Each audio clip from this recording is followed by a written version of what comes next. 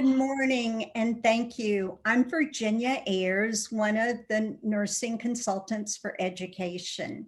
And on behalf of the education team, I want to thank you for inviting us to participate in this event.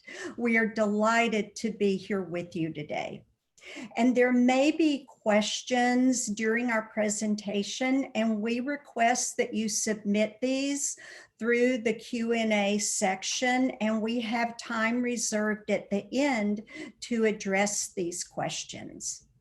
And if you have heard this information before, it should be a strong review for you. And I know that this has been a lived experience for nursing program directors and faculty members to obtain appropriate clinical learning experiences since March 13th. It's been a major disruption to nursing education. But my goal this morning is to discuss clinical learning experiences. What activities are characterized as clinical learning experiences? And where does the authority to oversee them arise? As you are aware, Board Rule 215 sets forth the criteria for professional nursing education. In particular, Section 2 definition offers a description of clinical learning experiences as faculty planned and guided learning activities designed to assist students to meet the stated program and course outcomes and to safely apply knowledge and skills when providing nursing care to clients across the lifespan as appropriate to the role expectations of the graduate. Where did they occur? Consider the multiple and varied settings, and these include actual patient care, clinical learning situations, associated clinical conferences, nursing skills labs, computer labs, simulated clinical settings. And this includes high fidelity, where the activities involve using planned objectives in a realistic patient scenario guided by trained faculty. That's an important part, trained faculty, and followed by debriefing and evaluation of student performance. Jan Hooper will discuss simulation in detail later during our presentation. No minimum number of hours of clinical learning experiences are found in board rule.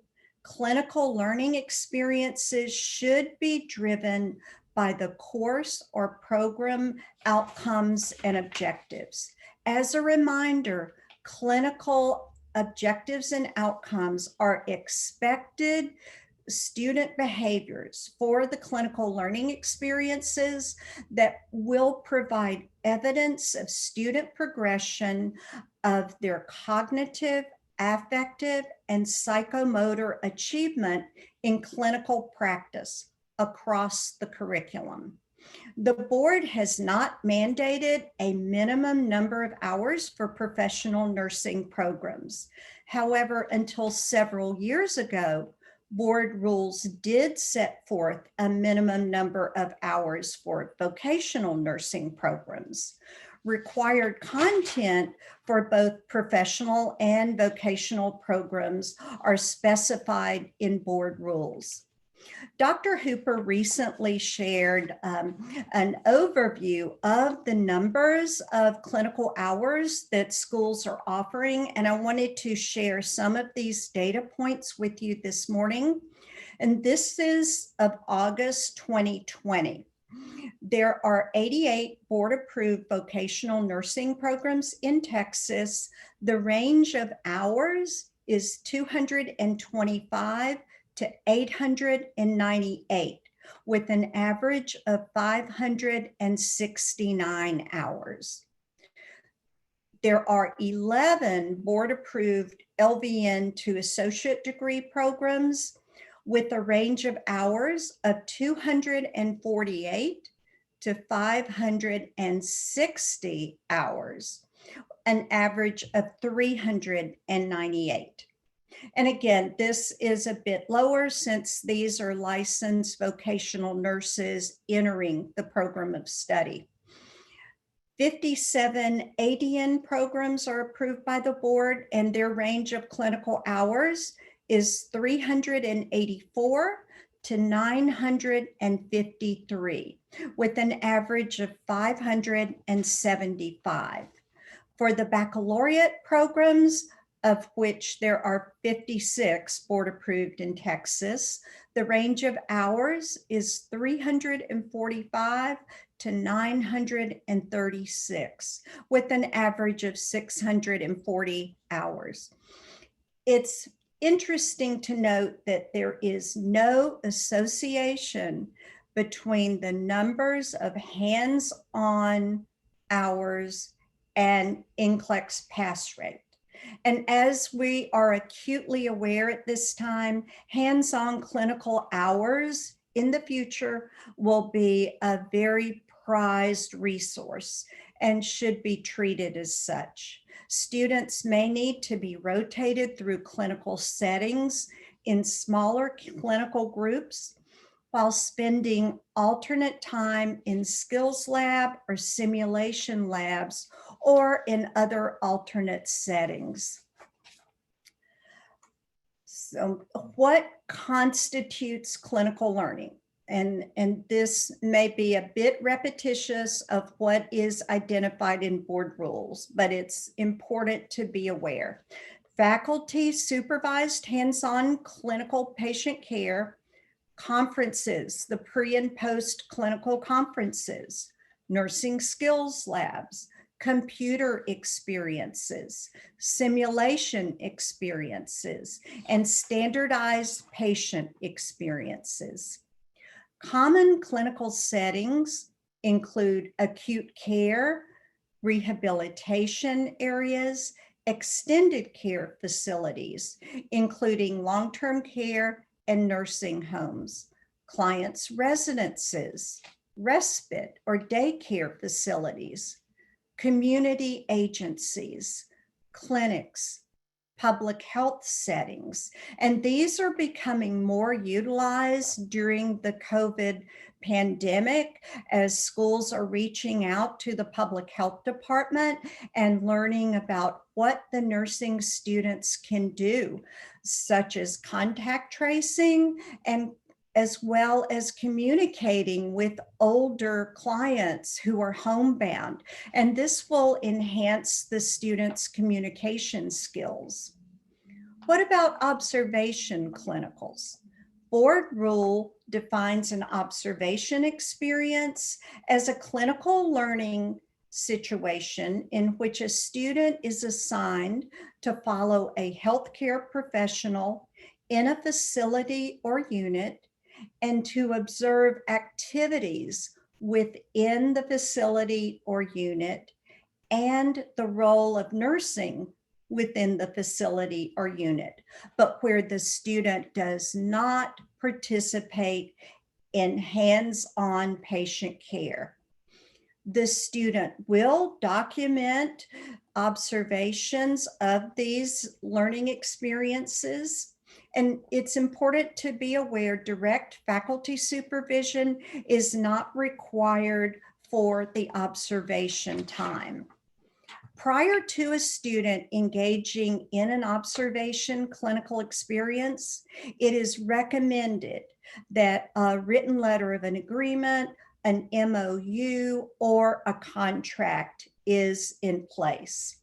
However, written agreements between the program and the affiliating agencies must be in place before clinical learning experiences begin and shall specify the responsibilities of the program to the agency and the responsibilities of the agency to the program. Agreements shall be reviewed periodically and include provisions for adequate notice of termination and a withdrawal of participation clause indicating a minimum period of time to be given for notice of withdrawal. We would like to direct you to the education guidelines this morning. Hopefully you are familiar with these and frequently access these. They are available on the board website. Go to the home page, select the education heading, then education guidelines. They offer many resources about clinical learning experiences and address the most frequently asked questions. What criteria are appropriate to consider when you're selecting the clinical site? Client census of the facility is critical to provide a sufficient quality and quantity to meet the established clinical objectives. Check to ensure that the facility's licensure status and accreditation status are current and in good standing. Are facility policies and procedures readily available? Are the nursing staff positive role models, and do they demonstrate a high level of professionalism? Are adequate resources with evidence of collaboration with other nursing education programs available? If other programs will be utilizing the same facility. And this may become more of an issue as the number of clinical affiliations are decreasing and the number of nursing programs still needing to offer their students appropriate learning experiences remain the same. So look at how the facility would be used by more than one nursing education program. Does the facility's staffing pattern provide evidence that client safety is a priority?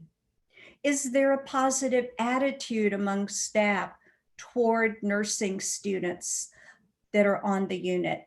This is so important. On the survey visits we've conducted during the years, it's very sad when our interviews with students will reveal that they did not feel welcome on the nursing unit.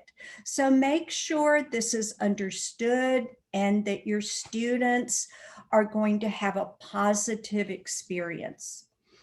Faculty members are responsible for evaluating whether the affiliating agencies provide students with sufficient opportunities to achieve the goals of the program.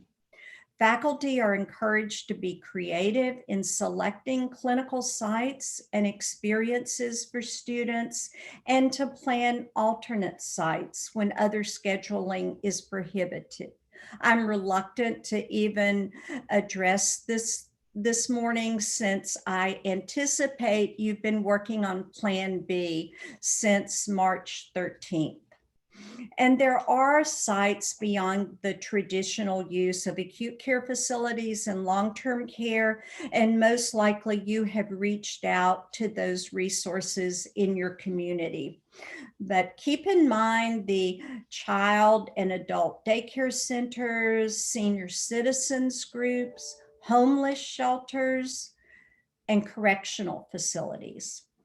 Additional education guidelines discuss precepted clinical learning experiences, the utilization of clinical teaching assistants and skills labs instructors, utilization of part-time clinical nursing faculty, and simulation.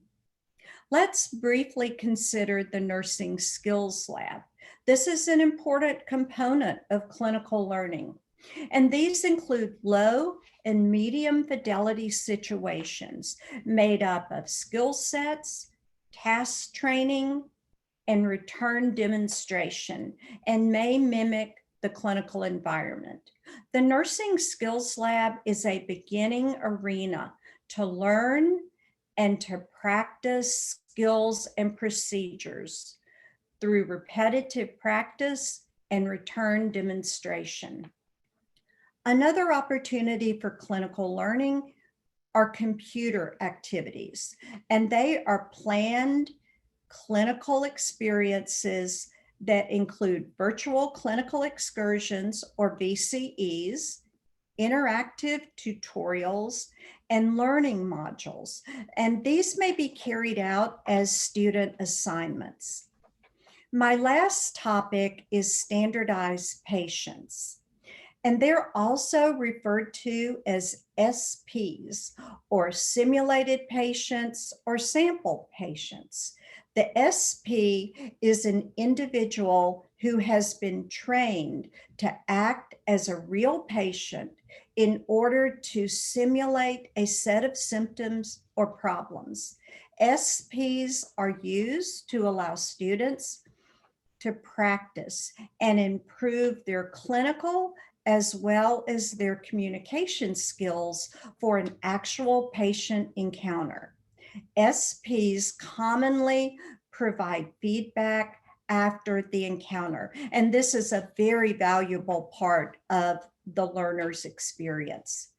They will also utilize a checklist to record details of the encounter in their effort to provide accurate feedback. Roles of the SP are to provide a standardized portrayal of the emotional and physical aspects of real patients or patient family members for the instruction and assessment of clinical learning. Additionally, to accurately evaluate learners, to offer written or verbal feedback to learners. The major limitation to the use of SPs is the cost. They are case specific and are able to assess clinical competency in a limited area only. Therefore, multiple encounters may be required for broad range training or testing. Recruitment is challenging, time-consuming, and quite expensive. So that's the end of my session, and I will now turn it over to Dr. Janice Hooper. Thank you.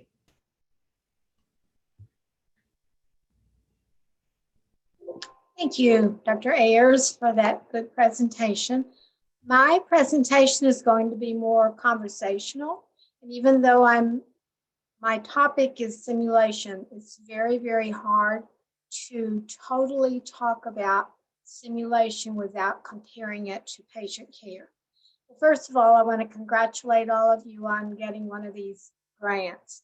When the application was first completed, Fran sent it over to me to look at, and I can imagine when you first saw it, it was a little scary. But I'm glad that 53 programs did submit proposals and that 45 of you received these.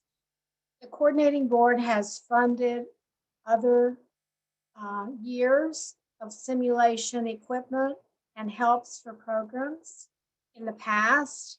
And I've had the chance to go and listen to presentations about how those programs used funding.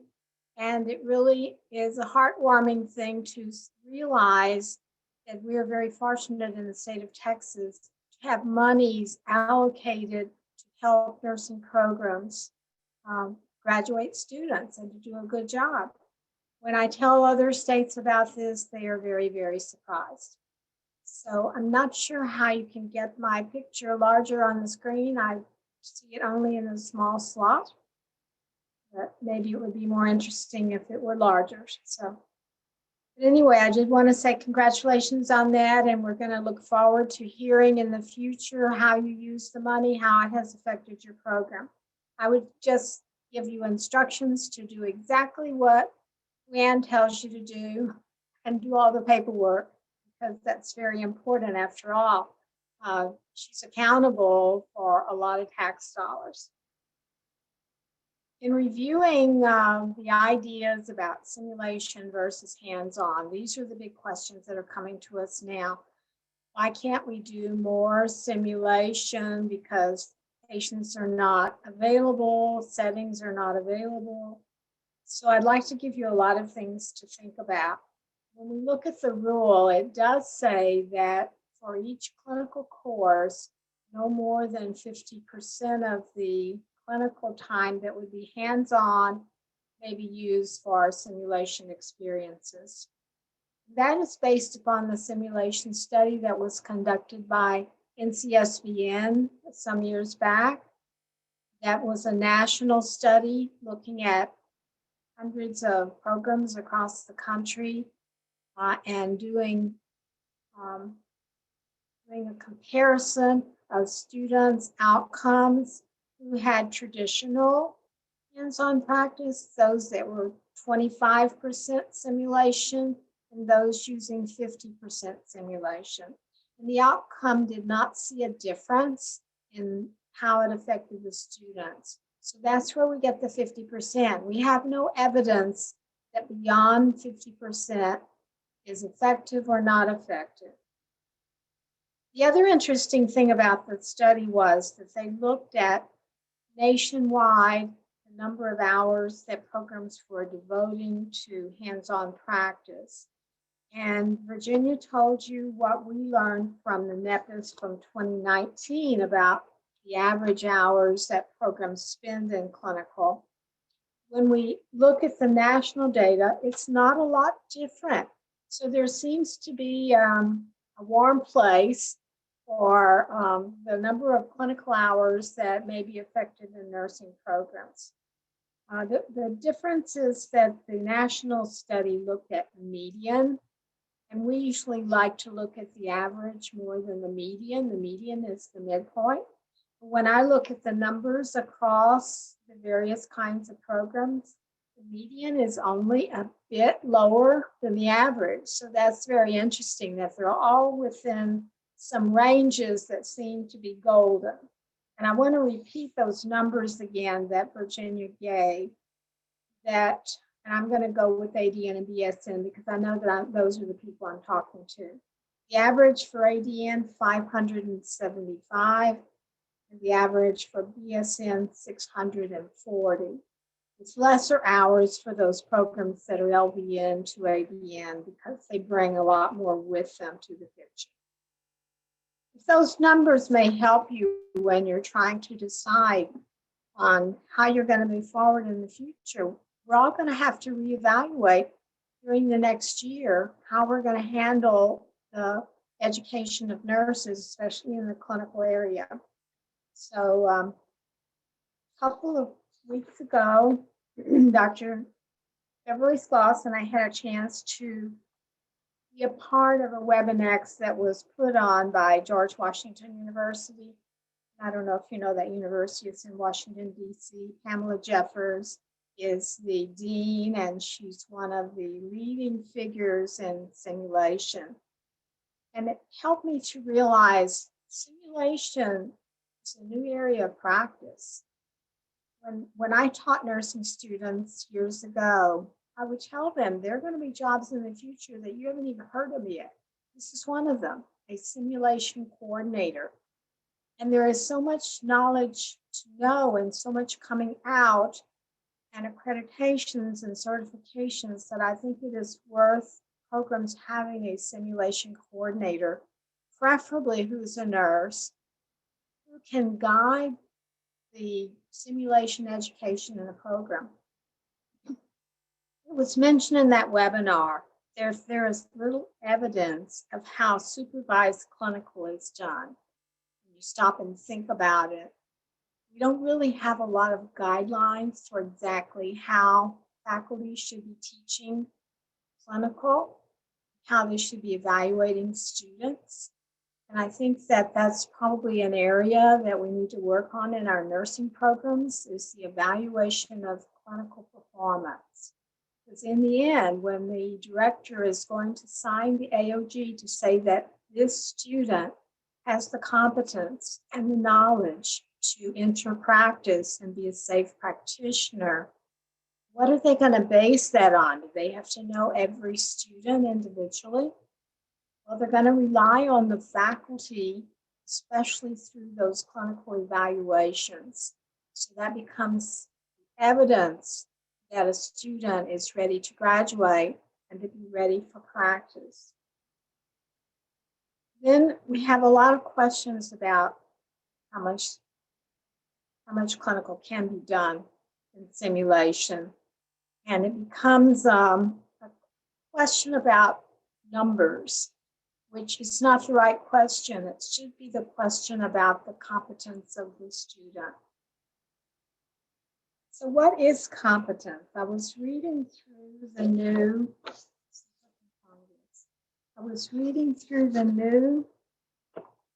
essentials that are being developed by AACN, and it had such a good statement. Find it. And it said that competence develops over time. It is progressive and reflects the impact of internal and external factors. So if a student does a skill or performs very, very well in one simulation experience, that does not mean they have that competence. It means maybe they're on their way or they've done it one time. We have to remember that we need to measure the competence of students from a number of instances, and that's an important thing to think about in simulation. Virginia brought the definition of clinical learning experiences to us, that we have the skills lab plus computer activities plus simulation, and then the student is ready to do the hands-on care. So most of us feel that that is the pattern or the process. We may be mixing those up more in the future. We may have the student going back in the skills lab more times to demonstrate that they are competent, not just that they've been checked off in one instance. The other thing that's in the rule, we forget some of these things, that observation experiences are also dealing with real patients in real settings. They are a type of hands-on care. You don't want to overdo them so that everything is observation, but do not discount the importance of observation experiences. The rule also says that for an observation experience, the contract with that setting is optional. I had an interesting conversation with a program recently about the fact that they have found some settings for clinical, but they're waiting for their lawyers to allow the contracts to be signed. So this brings a whole nother component into our ability to get into some settings when we're waiting for the legal team to decide that it's going to be a safe area, not put students at risk and other factors. So another element that's going to play into this. It does say in the rule 215.9 that the programs shall have, that means this is required in your program, that they have skills labs and demonstrations, simulation labs. So simulation is a requirement in our rule. Faculty supervise hands-on patient care learning experiences. So all of those are required as a part of the clinical learning. The other thing is, how much do we need with hands-on care? That's the big question, isn't it? You can't really measure quality by number of hours spent in clinical. It does say in the rule that hours in clinical learning experiences shall be sufficient. So that's going to leave a judgment up to the program. Sufficient to meet the program of study requirements. I talked to a director recently and she said, I just don't feel like the students are ready. I said, well, how are they if you compare them to another group that didn't go through the COVID restrictions? She said, they are not there. So can you document, can you create some kind of a checklist of things that must be there And it's going to become a little subjective, but I think that faculty who are experienced and directors recognize when a student has that readiness. Now, there are a lot of things they're finding that simulation will actually do better than hands-on care, but there's some things it can never replace. In simulation, there's less opportunity to chart, and that is a part of hands-on care, even though the students sometimes can't chart into the official chart or computer, but they can practice charting on real activities with real patients. I did want to mention that in the definition that Virginia read of clinical learning experiences, we wonder, well, what can you count? Simulation sometimes seems as good as working with a real patient, so why can't we count that as hands-on care? But the rule clearly says that the settings for hands-on care are where actual patients are receiving nursing care. So that's very distinct, and that will help you define if something is hands-on care or if it's something mimicking hands-on care.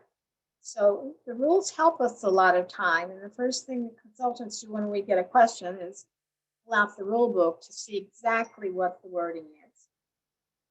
A simulation will allow more assessment because the figure, the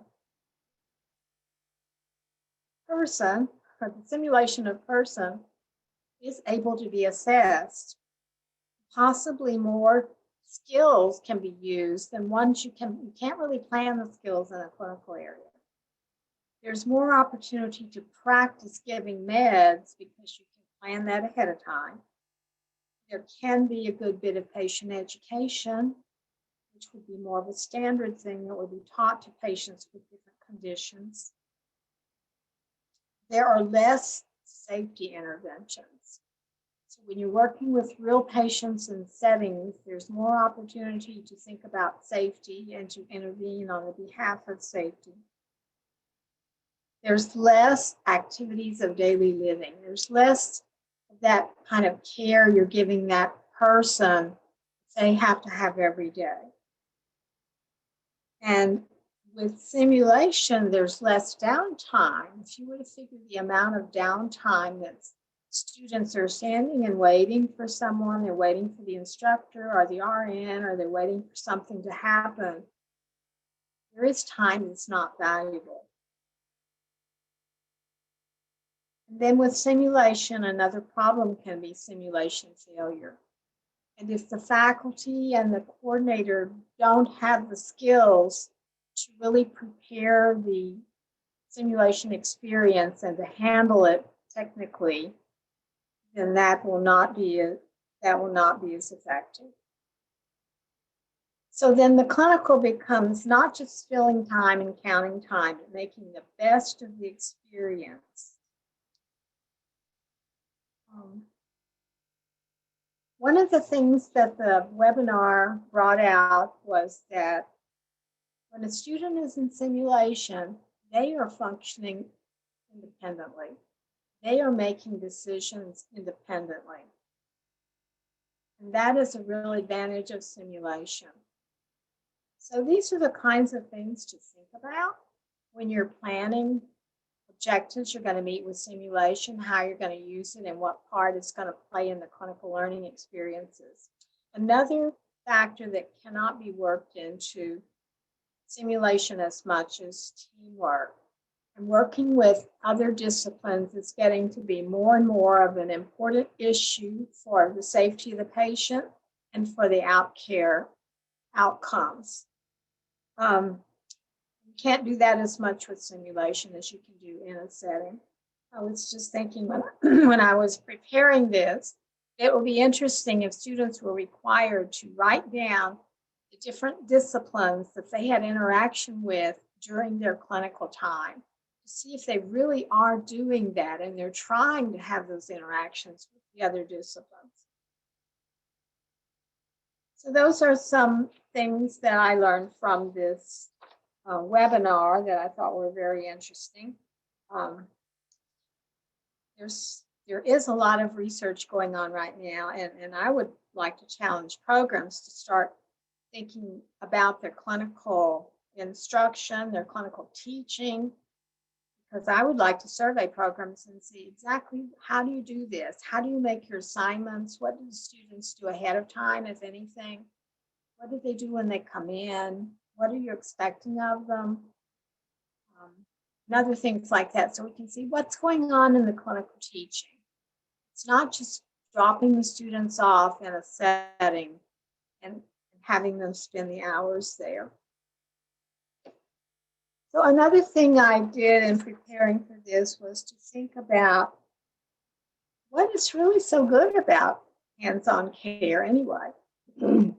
I guess we all reflect back on our nursing education ourselves when we start wondering about these things, because I think most nurses feel like they got terrific education in their program. And I usually go back to that when I think about, well, how much hands-on care did we have? We did not have simulation. If we had anything about simulation that was even near simulations was to pretend something was something else, because we didn't have the real thing. We did have a lot of visual helps called TrainX. They're no longer available. We have such more modern audio-visual experiences today, but we had that. We had skills labs. We did not have computer labs. We did not have simulation, but we had a lot of hands-on care. And every week we would have 2 6-hour days in a hospital setting or in a long-term care setting. And for a period of 2 years in the clinical courses we had, I have calculated a number of times. It's had to have been over 700 hours of hands-on practice that we had in our experience. Now, granted, all of those weren't extremely valuable experiences or time spent, but there's something about being in a setting, even if you're not doing a lot, that you learn about the environment and the system of healthcare. So that could be one of it. But I started making a list. Well, what do you get out of hands-on care? This may help you think about simulation, because some of these possibly you could accomplish in a simulation experience. One thing that you cannot get away from is the fact that you gain and perfect nursing skills with actual patients. There's nothing like starting an IV on a real patient, right? Secondly, you learn to function within a patient care setting. Got to be in that setting. I think the first 2 weeks a student is in a hospital setting as a clinical, they're so awed by everything around them that it's hard for them to focus on the experience. And students can watch nurses in action, for good or bad. They can watch what they do. They can report to the healthcare team. They can give a real report to a team waiting for that report. They can observe team collaboration. Hopefully, either they learn negative things or positive things from these experiences. They will learn what not to do. They do it to find it out, but they will learn what not to do. They will have a chance to act like a professional. There is a demeanor about being a professional. They will provide help to others, and a student can be the best thing in a patient's day because they have time for them. They can learn to make clinical judgments with a real patient, assessing, analyzing, making a decision, promoting safety. Every student should be asked, what did you do that helped keep this patient safe while you were here? Teaching and evaluating the care. They can reflect on the day and reflect on what they might have done differently. And yes, they can do that somewhat in simulation also. Documentation. They can feel the stress of being in that environment with sick people who are waiting for care. They can communicate with patients, family, team, and the instructor. They can apply the knowledge that they've learned. They can practice time management and organization. They can learn what they don't know, and they can observe. So these are just things I saw and thought of. You may add to that list. But you can't get away from the fact that those are real values that students get from the hands-on experience. So as you're planning for the continuation of the restrictions right now, we are suggesting to programs they look for alternate areas. One of the areas that we have thought about and we need to get more direction on is in telehealth. This is going to be the wave of the future. Now that patients are finding out you can talk to your care provider without having to get dressed and go for an appointment and maybe be exposed to other things. They can see you and talk to you, and many times they can help resolve your health problem by a virtual experience. So how much do students need to be learning about this? We know that there are 3 weak areas in new nurses. One is communication. One is listening. The other is working with the interdisciplinary team. So think about that as you're planning. I know I've mentioned this a number of times to schools, that one of the programs had a call from public health wondering if the students couldn't call senior adults who were isolated at home with very little conversation or support, who were probably suffering from confusion and depression because of their being alone. And what greater need could one serve by not having to be in person with them, but this is a real person that you're helping, and that's a bit of telehealth. Virginia mentioned quite a number of other settings to inquire about, and I've gotten to the point when I talk to programs to say, what have you done? And I've been very amazed at some of the things that they've thought of to try to work out. If you've looked on our website, you've noticed that there is a partnership program that is recommended by NCSBN and leaders across the country, where students can actually be hired into a facility and then precepted for clinical hours while they're there and learning, following kind of a preceptor model. Not many have been able to work this out because you do have to have agreements and contracts. And I know a lot of facilities are concerned about the exposure of students to COVID. Anyway, I'll end there because Beverly Skloss has a lovely presentation. And if there are any questions, we'll have some time for questions at the end. Thank you very much. Thank you, Dr. Hooper. Good afternoon, or almost afternoon, to everyone. I hope everybody can hear me okay. I'm going to talk about our innovative pilot project applications. Did you ever want to try something in your nursing program but felt you couldn't because it's outside of the board rules? The board is open to innovation and has a pathway whereby a program can try teaching strategies that may not be within the rules. It does require a detailed plan and submission for board approval to allow you to try an innovative model and gather data. The innovative pilot project application process became effective in April of 2014 for both professional programs and VN programs. Prior to this, the process was only for professional programs. Information about the process for a pilot project is on our board website under the education heading. There's a drop-down menu, and here you will see the education guidelines, specifically 3.12.9. That is the one that will tell you about innovative pilot projects.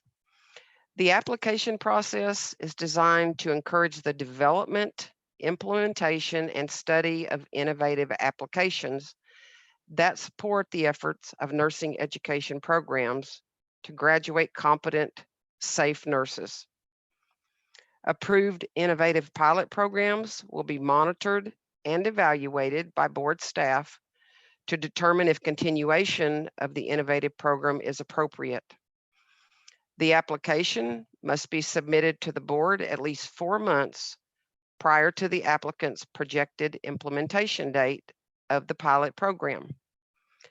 The application will be presented at a regularly scheduled quarterly board meeting for approval.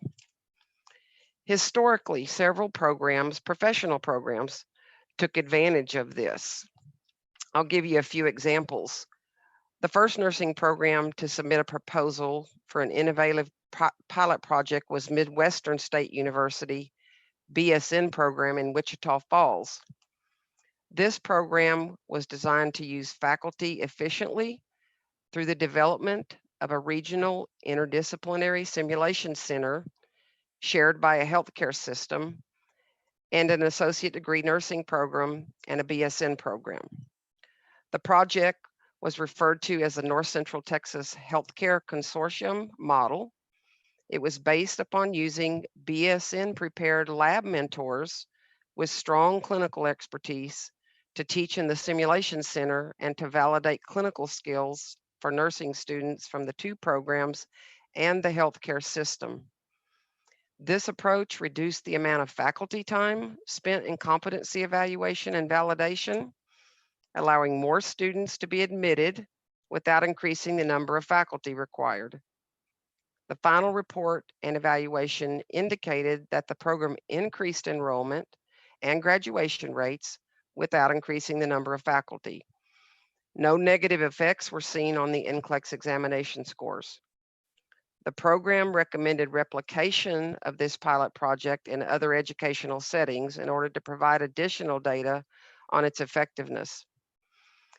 Other examples of innovative pilot projects are one from Tarleton State University BSN program. They partnered with Weatherford College and replicated the North Central Texas Healthcare Consortium model that I just talked about. They used grant money that was awarded by the Higher Education Coordinating Board for 2 years. They used clinically competent BSN lab mentors to implement scenario-based high and moderate fidelity simulation for competency education and validation of BSN and associate degree students in simulation labs at both schools.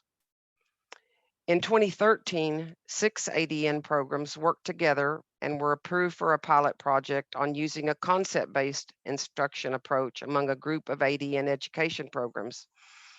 At the time, Trinity Valley Community College was instrumental in leading development of the concept-based curriculum model in Texas. The project deliverables were to develop a set of cohesive courses for concept-based curriculum in ADN and RN to BSN curricula, and to develop seamless articulation plans from RN to BSN with an emphasis on decreased repetition of nursing course credits and content. The last one I'll tell you about is in 2017, Del Mar College in Corpus Christi was approved to conduct an innovative pilot project related to the board's current preceptor model rule. Instead of having 1 faculty to 10 students with 2 additional students with preceptors, the project allows 4 additional students with preceptors, which gives you a total of 14 in a clinical group. They used a Texas workforce grant, and the model included a preceptor training course. In total, the board has approved 8 innovative pilot projects in professional nursing education programs since the rule was approved by the board in April 2005. We welcome these innovative pilot project proposals. During this pandemic and all that programs have been dealing with related to clinical experiences and other issues, this would be a good time to think outside the box and try new ideas. That's the end of my presentation. We will now take questions. I see that we have several in the Q&A. I'm going to read those and one of us will answer those for you. And then feel free after that to either put more questions in the Q&A or come on and turn your speaker on, your mic on, and ask us the questions out loud. So I'll start with the first one. Go back here to the top. First question is, based on the NCSBN study, they recommended 50% of simulation. Is that the standard for the BON? Has this changed because of COVID? I'll answer that, Beverly. Okay, Jan. thank you. When COVID started and there was realization that there were pretty stark changes, the governor did issue a waiver to nursing students who were in their last year of their nursing program and near graduation, that they could have more than 50%. And that was used by some programs in order to complete those students. But we do say in our rule that simulation should not be more than 50% of any clinical course. So that is in the rule, and because there is no evidence of the use of more simulation, chance for pilot project, then we can't make a change in that rule. And we don't just change our rules. They have to go to the governor's office and they have to be approved before we can change the rules. And you don't have to use 50%. In fact, I don't know, it would be interesting to see this year how much programs are using, but in the past, they've not been exorbitant use of simulation. Okay, here's another question. If the total hours for practicum experiences in a particular clinical course is 120 hours, how many hours should be in direct patient care? We are told constantly that it should be at least half of those hours, which would be 60. The remainder may be used in skills labs, simulations using standardized patients, virtual simulation programs, and so forth. Is the 60 hours, which is half of the total, non-negotiable with the board? Unless you want to be in violation. Right. Actually, a hands-on practice can be managed. 120, it's good to know the number. That means that up to 60 hours can be by simulation. And if your class was near graduation, you could follow the governor's waiver. Otherwise, how many of you want to graduate students that have had not enough clinical? I mean, think about your own ability to graduate safe students. That's something you have to think about. If you have various clinical classes and you feel like some of them don't need 120, they can have lesser hours than that, then plan accordingly. This is where you need to have a good review of your curriculum to see if your required hands-on hours are appropriate or not. Maybe they need to be more, I don't know. Virginia or Beverly, what else? I can't think of anything else. I can't either. I think Jan's point that the program director has the responsibility to sign the affidavit of graduation, and you are assuming this awesome responsibility that this individual will be a safe and competent practitioner entering nursing practice, and they have completed all of the program requirements. Okay. The next question is, if counties are locked down and we cannot do traditional hands-on clinical, can we go over the 50%? Or are we to delay the clinical rotation so we meet the rule? I'll start with that one and then you can add in, but I know Dr. Hooper already talked about the governor's waiver for the last year of the program, that you can go over the 50% simulation. That's the waiver. I tell you what, some schools are doing, I've talked with many that are doing this. They are delaying clinical rotations. There's programs that are moving didactic forward in the program, even if it's from the next semester, they're moving that didactic up. So when the clinical areas do open, then they're going to go in and do like a marathon clinicals, basically what that's going to boil down to. So you may be in semester 3 and you're still doing semester 1 clinicals, but you can do each of your clinicals then. So those are some ideas. I'm sure Dr. Hooper and Dr. Ayers have other thoughts on that.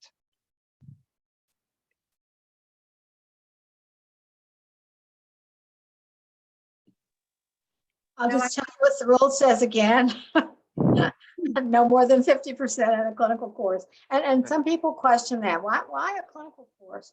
Well, it's just to have if you have a course that's supposed to be clinical usually means hands-on. And from what I've heard in visiting with the program directors, front loading the didactic has worked out well. Yes, it has. It's worked out very well for many. One of the things that I've talked to programs about, I'm like, have several different schedules.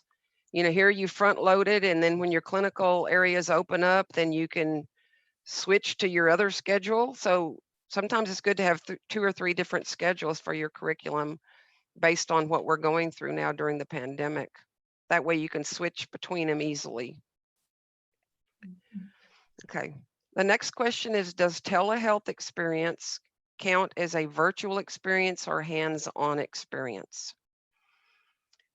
Well, I can start that. When it does count as hands-on, you know, you're actually talking with the patient, you see the patient, you're conversing with the patient. I mean, it's very good for communication. There's even types of assessment that goes on, and I can tell you from personal experience, I've done doctor on demand, and I think it works very well. So students can be involved in telehealth, and we had a conversation with some of the faculty from TWU in the last week or two where we talked about actual telehealth and telehealth monitoring, and you know, there's a lot to learn. So you may want to add to that, Dr. Hooper, Dr. Ayers.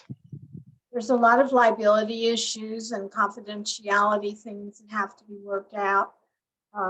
I would think if you had an opportunity to have a rotation through telehealth, you'd probably only do 1 day there, because getting a lot of students, you can't really have a whole team of students in. Probably going to have 1, 2 max, because they're going to be working with the nurse. One thing I didn't say earlier about simulation is that there's a lot of emphasis. There was a lot of emphasis in the webinar about confidentiality and privacy when you're using simulation, especially if you're going to be videotaping. Did you get permission from the students to videotape them? And who's going to see them?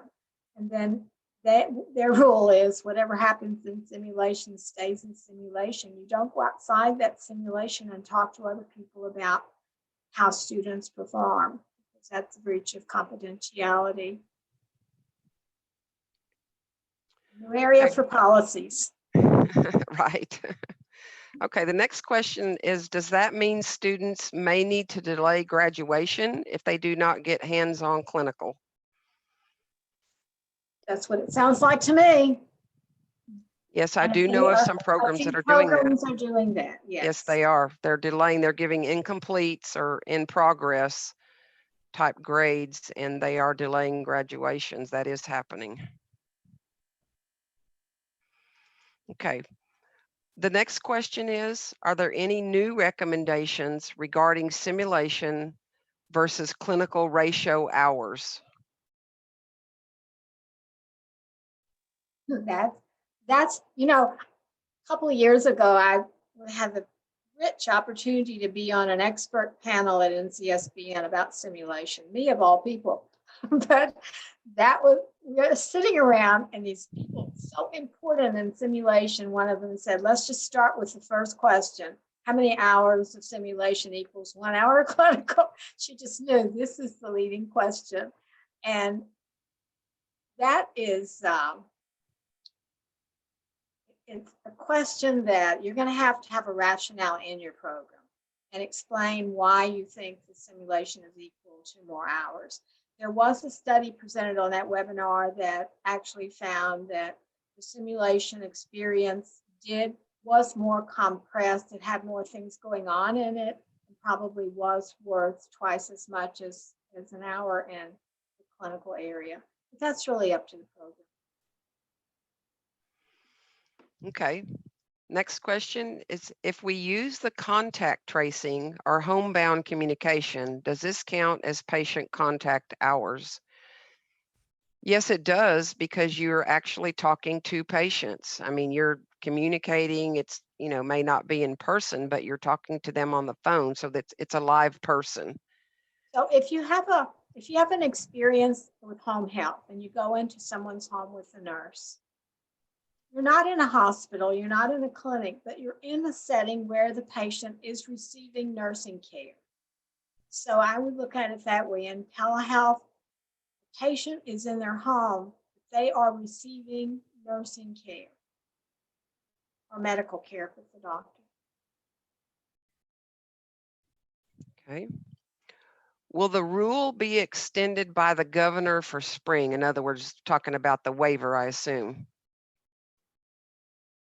That has to be, it's done on a monthly basis right now. So you just have to wait until spring. So, Yeah, we don't really have an answer for that. That comes from the governor's office. Okay. Okay, is the governor's waiver still in effect? Just wondering if this is still accepted due to the current rise in COVID. Yes, it is still in effect, correct? Yes, it is.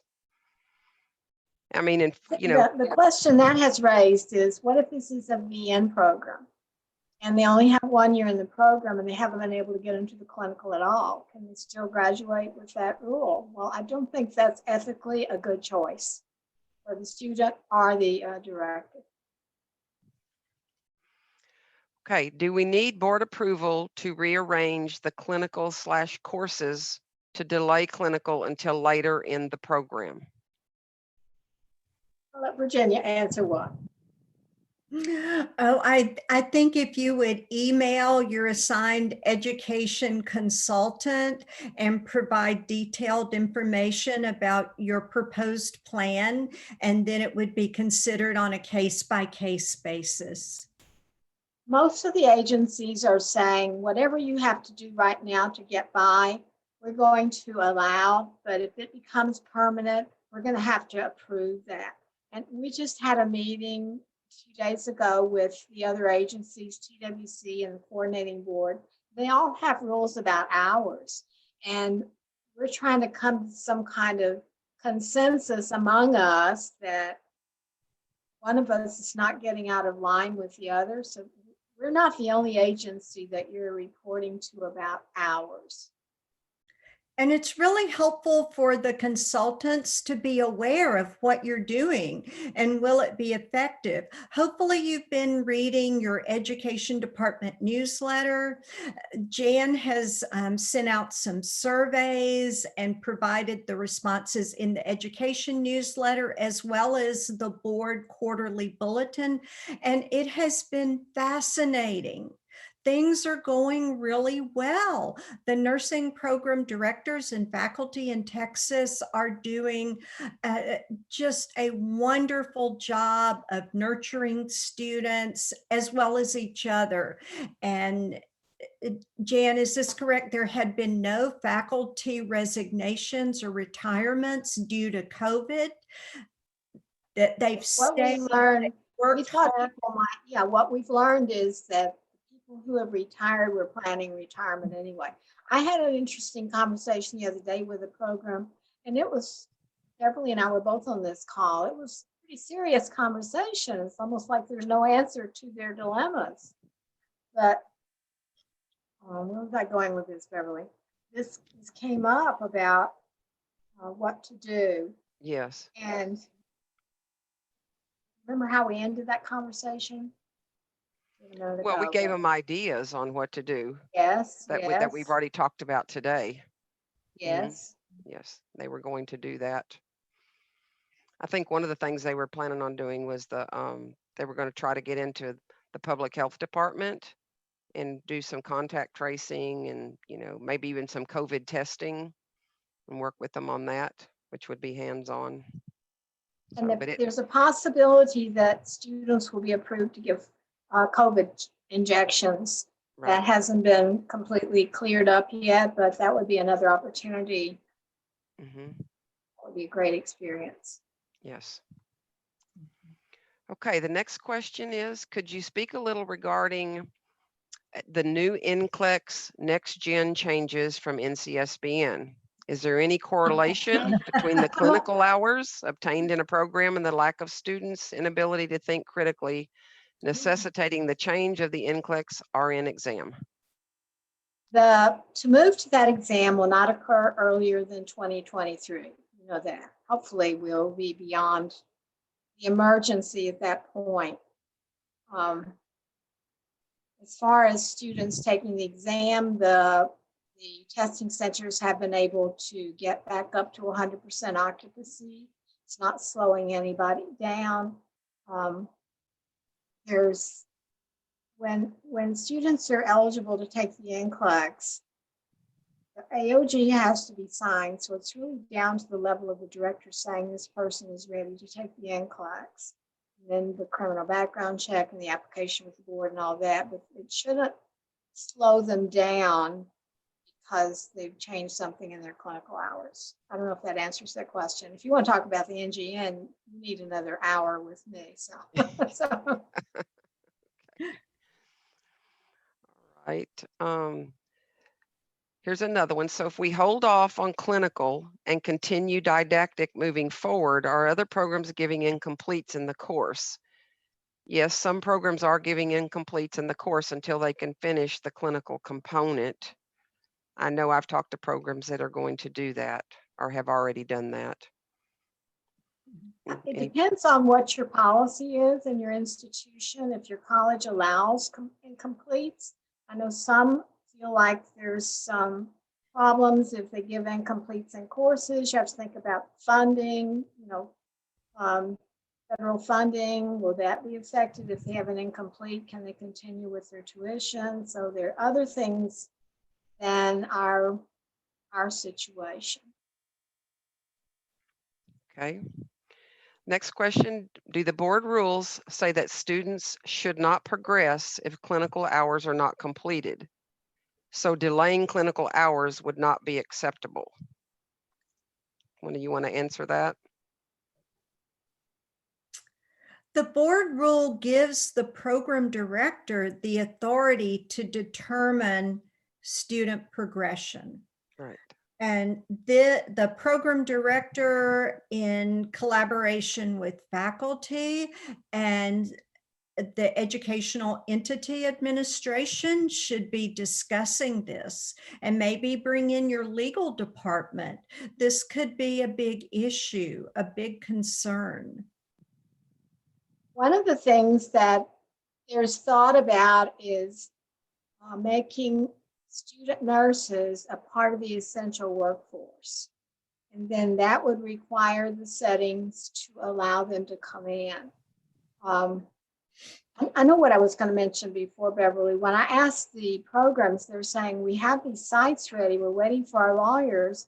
And I said, and the students want to go. And I said, how about the faculty? Yes, they want to go. So I don't think it's unwillingness on the part of the programs. The unwillingness is in the institutions.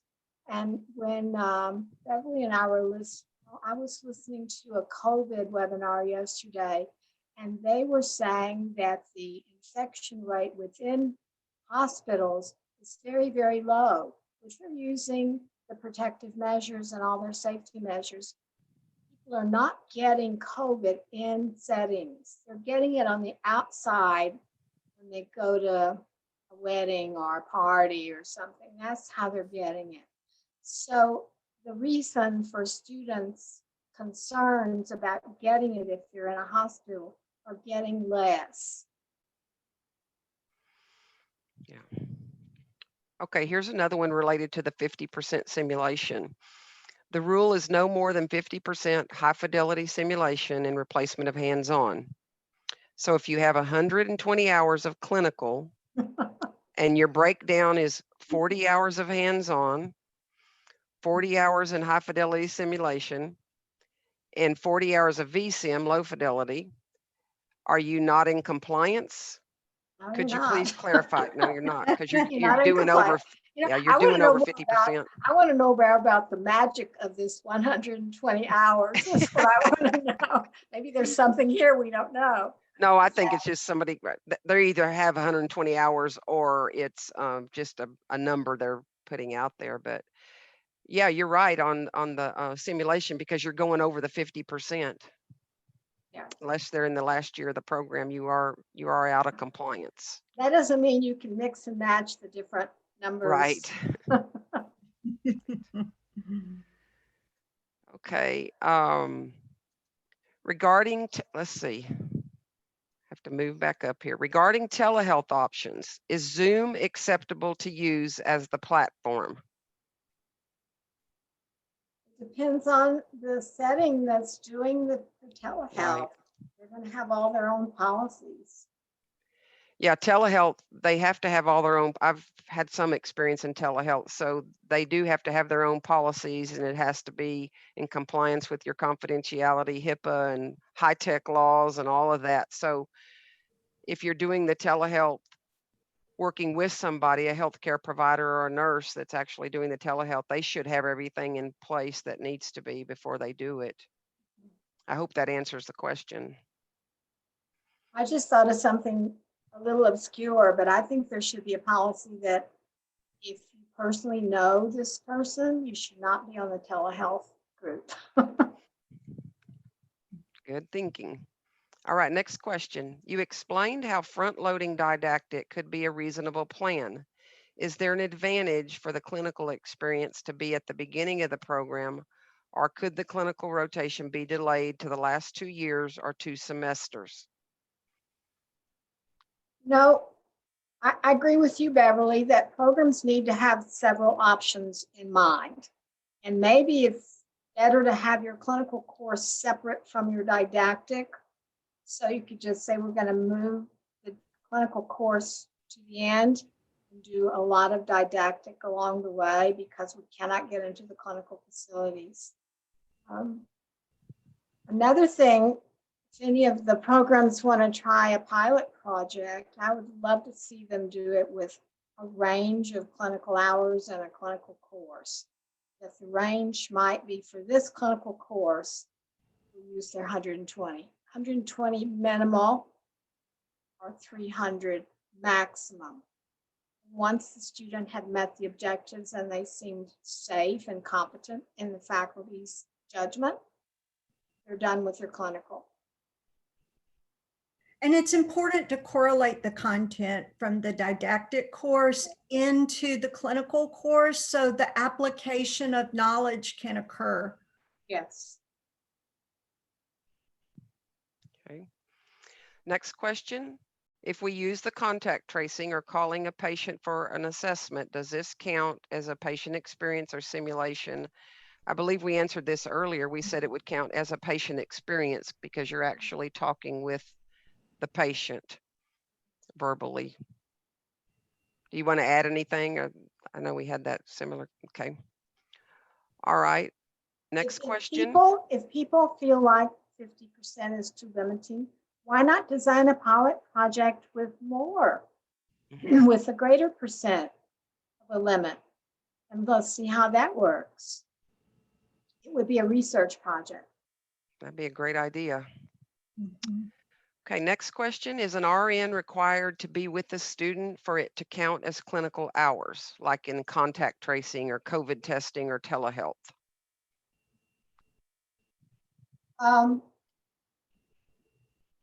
Not sure about that. I think that requires some consideration. I mean, it's heavily being encouraged. Mm-hmm. I don't know anybody that's doing it. If anybody's doing that, we'd like to hear from you. I know there's a course at University of Houston on tracing or some training. Okay. Good All right. question. Yes.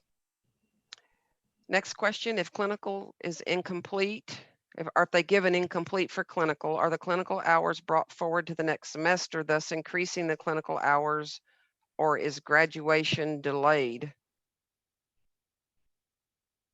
Well, it really depends on where you are in the program, I would say. You know, if the students are scheduled to finish next semester, and it depends on what type of program you're in and how long, the length of the program, I would say. I know some programs are delaying graduation because of the incompletes and they have not been able to complete their hands-on patient care hours. Jan, Virginia, do you want to add anything? Now let's just circle back to what Beverly said earlier about the compressed clinicals. And I know that's very difficult to arrange, but if you can have that goal in mind that you're going to contact your affiliating agency and set this up in a more compressed format than you've done in the past, that might address some of the problems. Okay. All right, next question. For LVN to RN transition programs that are 1 year in length, how is the last year in the program defined in regards to the governor's waiver? I think it depends on how much clinical they've had. I know some of the programs had a lot of clinical and then they got in the last semester or something and they couldn't be in the clinical. Well, what did they actually do? How much have they had? So that would be the answer. Problem is we're getting into our second year soon. So you could actually have students that have had no hands-on clinical whatsoever. Right, right. So that would not be allowed with no hands-on clinical, correct?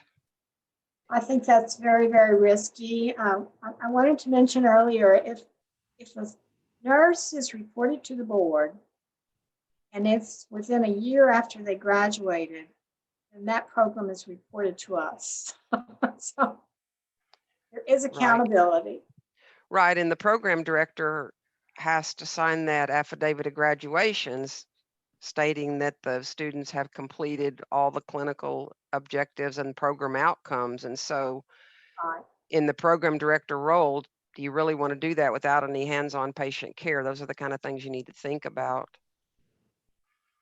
If there were such a situation, that program's education would be investigated. Okay. True, Virginia? Correct. Investigator. All right, next question regarding telehealth. I meant for standardized patients use or training purposes. They're still considered simulation. Right. Standardized patients are considered simulation. Yes. Okay. All right. Assuming skills lab time counts for low fidelity simulation with the use of skills trainers, what is student use? What is student use each other? I'll have to add to this. What if the students use each other as a standardized patient? I would say that's role playing. Role playing. Okay. All right. Can you clarify the idea that you mentioned earlier about students calling geriatric people to check on them? Was this considered a clinical experience with outcomes stated in the course? That would be up to the program to develop the clinical objectives. And most likely it would be done through the public health department. And we did state earlier, it would be a clinical learning experience because the student is developing and refining communication skills. And perhaps the class would need instruction about screening, maybe if they got into any territories which were troubling, they would contact the instructor and be able to determine what to refer. But that communication component can really be addressed in this manner. Thank you. Next, so if we arranged for students to talk with patients in community senior living facilities, do we need any form of MOU? That's between the school and that facility. Okay. Next question, do we need to let the BON know if we are delaying graduation? If those students' names have been put on one of those graduation forms and gone to the exam department, probably yes. Don't you think so, Virginia? Mm-hmm. Because And stay in communication with your consultant. It's really helpful for us to have an understanding statewide of your problems, your challenges. We know it's a very difficult time. Okay. That's something we learned from our surveys, was that programs have actually been pretty amazing. Faculty have come up with ideas that they had to change their whole way of teaching, and all of a sudden use platforms and equipment and virtual computer scenarios. So you've all really been amazing. And I think that hopefully in your grant, you showed some of these terrific needs that were created by COVID, and how this new funding and equipment or whatever you're getting was going to help mitigate those problems.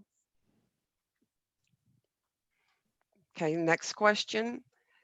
The NCSBN study addressed high fidelity simulation used for clinical, and the high fidelity simulation instead of hands-on up to 50%. Low fidelity and computer simulations were not addressed. So how is the example you read earlier out of compliance? The 120, which is 40 hands-on, 40 high fidelity, and 40 computer-based. Is it because the board defines clinical learning experiences as all of the above?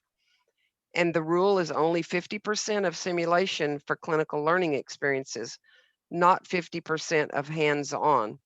Sorry if this is not clear, this is very confusing. I would love to talk to this person. So please call me. The requirement is that a program have hands-on clinical experience. Okay, so in your design of curriculum, you're going to decide how much hands-on experience will need to be done in this course. And that's not counting skills lab and computer work and other things. It's only looking at hands-on. So when you decide that, you can have up to half of that amount of hands-on by high fidelity simulation using equipment and trained faculty that can mimic a real healthcare situation. The faculty need to be trained. They need to learn how to give feedback that's going to help the students. There are a lot of caveats that we don't usually mention when we talk about the simulation study. These people were brutally trained. All the faculty that participated in this had to go through the simulation experience and get feedback from people that were watching them, from their peers, from other faculty. It was not an easy thing. So they had to follow protocols. So, but it does mean the high fidelity where you're having equipment that will mimic a real situation. Okay, next question. Is there a maximum number of hours that a student may be in clinical per week? No. There used to be in the VN, it used to be 40 hours a week that they could be in their program. Right. But there is not. Okay. All right. Not a question, but a comment. This has been great information. Consider sharing the information with the deans and directors. Okay, thank you. In particular one. I will be sending out, it does look like we are recording the BOM presentation. So I'll be sending out a link to the webinar, and please do feel free to disseminate as widely as you can. Okay. We have two more questions. You want me to, or one's a comment, one's a question. Do you want me to go ahead and do those?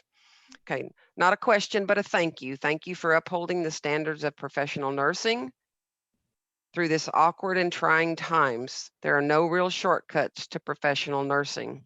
Thank you for that comment. Okay, question. If the semester has 70 hours in one semester and an incomplete is given, a nursing program can then add the lacking hours onto the next semester, thus making the students increase the time and load of next semester. You've got to do whatever will work in your institution. And I know some colleges want anything like that to go through a curriculum committee or some other process, the dean or something. So it's got to be consistent with the policies in your college. And you don't want to just do something to make it fix and it's not legitimate according to the college policy. I'll stay within that. Okay. I want to say one more thing. When we've questioned students anywhere about if they could do anything different in their program, especially in clinical, guess what they say they would like more of? Hands-on patient care. That's what they want. Okay, do we have any live questions that anybody wants to ask that you haven't put in the Q&A?